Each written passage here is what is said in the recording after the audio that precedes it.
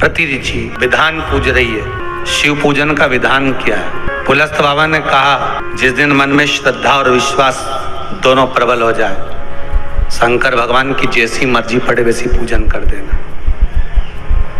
स्त्री के लिए, नारी के लिए पुलस्त ऋषि कहते हैं भगवान को रिझाने के लिए विधान की जरूरत स्त्री को नहीं है। अच्छा एक बात बताना, बहुत सुंदर बात है, थोड़ा विचार कर कर बताना। आपकी गोद में छोटा सा बच्चा है, उसने गंदगी कर दी, आप मंदिर में हैं, महाकाल दर्शन करने गए, छोटे से बच्चे ने छींची कर दी, गंदगी कर दी, जो भी करना था उसने कर दिया, आपने उसके कपड़ा चेंज कर दिया, फिर जाओगी नहाओगी, उसके बाद दर्शन करोगी, उसके बाद जल चढ़ाओगी क्या? जाकर नहाकर जल चढ़ाओगी क्या? नहीं। क्यों? क्योंकि छोटा बच्चा अगर गंदगी भी कर देता है, छोटा बच्चा अगर कुछ कर भी देता है, तो परमात्मा ने कह रखा है इसके लिए सब माफ है।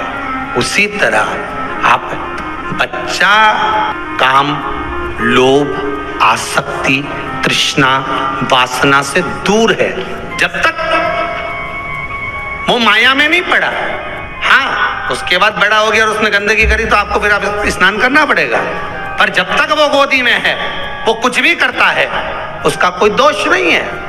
आप भी जितनी माताएं हैं, परमात्मा ने इनको कह रखा है, केवल रजस्वला धर्म के वो 7 दिन आपको शिव का स्पर्श नहीं है। शिवलिंग पर बेलपत्र चढ़ाना, जल चढ़ाना, इसका भी एक नियम होता है। शंकर जी पे शिवलिंग पर जल कहाँ चढ़ाया जाता है? सबसे पहला जल अगर शंकर जी को चढ़ाने जा रहे हो तो शंकर जी के जो चरण है, जहाँ से पानी नीचे गिरता है, उसके सीधे वाले भाग पर, अपने हाथ का सीधा भाग, वहां जल चढ़ाओ। फिर जहां लेफ्ट भाग है वहां जल चढ़ाओ। जहां शंकर भगवान का शिवलिंग रखा हुआ है, तीसरे नंबर का जल वहां चढ़ाना चाहिए। चौथे नंबर का जल भगवान शंकर के शिवलिंग पर चढ़ाना चाहिए। 5वें नंबर का जल ऊपर अगर जलाधारी लगी हो तो उसमें चढ़ाओ। नी हो जलाधारी तो भगवान शंकर का जहां नंदी बैठा है, नंदी का एक पांव ऊंचा रहता है, उस पांव के पास में जल चढ़ाना चाहिए, चरण के पास में। ऐसे 5 स्थान दिए हैं जल चढ़ाने के लिए।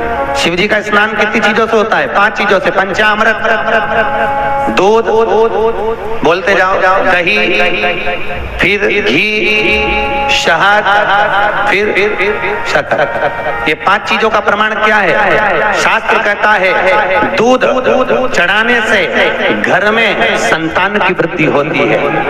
दही चढ़ाने से भगवान शिव के, अगर शिवलिंग पर हम दही चढ़ाते हैं, उससे परिवार में प्रेम बढ़ता है। क्या बढ़ता है? प्रेम।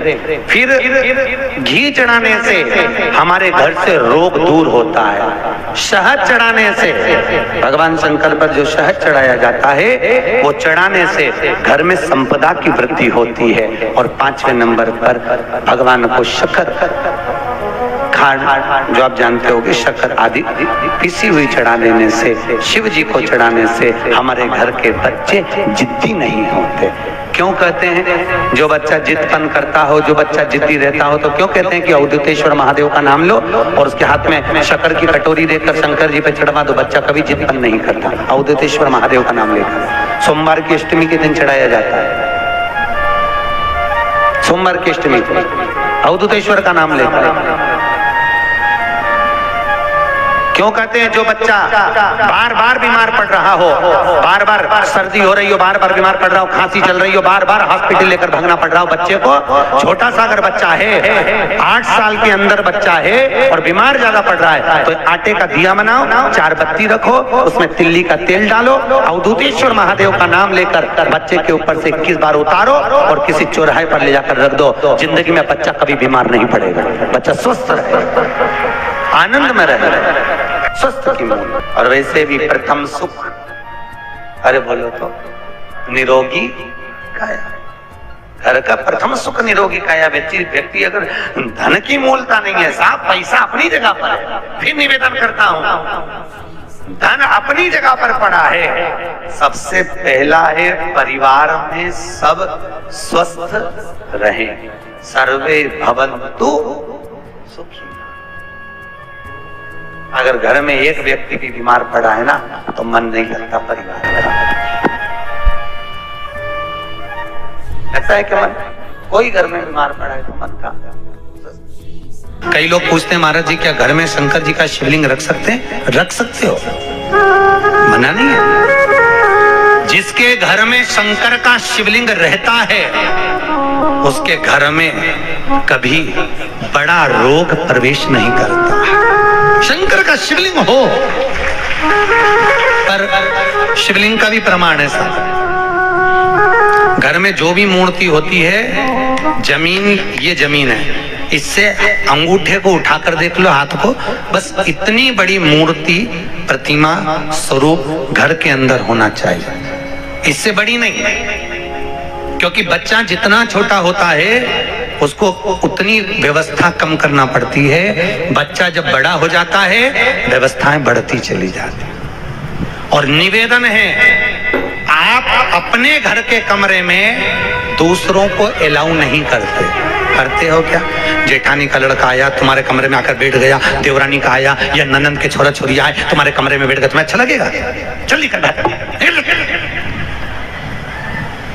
अपने कमरे में तो बच्चे कहते हम कहां जाएं? दादी के कमरे में जा। क्योंकि दादी का कमरा तो पंचायत ही। अपने कमरे में कोई नहीं होना।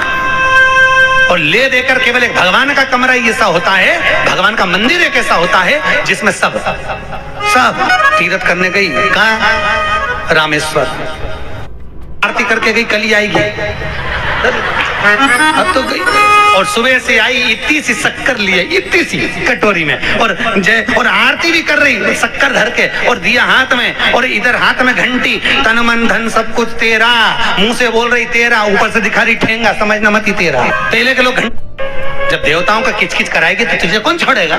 और बचा कुचा था तो वो दिवाली दशहरा आया, जन्माष्टमी आई, इतना सारा भगवान के थाली में रख के अचार लेके बैठ गई, आज तो जन्माष्टमी है। और बच्चा कुचा तो पाउडर लिए कौन सा पीताम्बरी, उससे झगड़, ऐसा रगड़ूंगी पूरा साफ हो जाएगा। और जन्माष्टमी के दिन ऐसा रगड़ा, भगवान कह रहे राधा आज मेरा जन्मदिन और ये मुझे घस रही। भगवान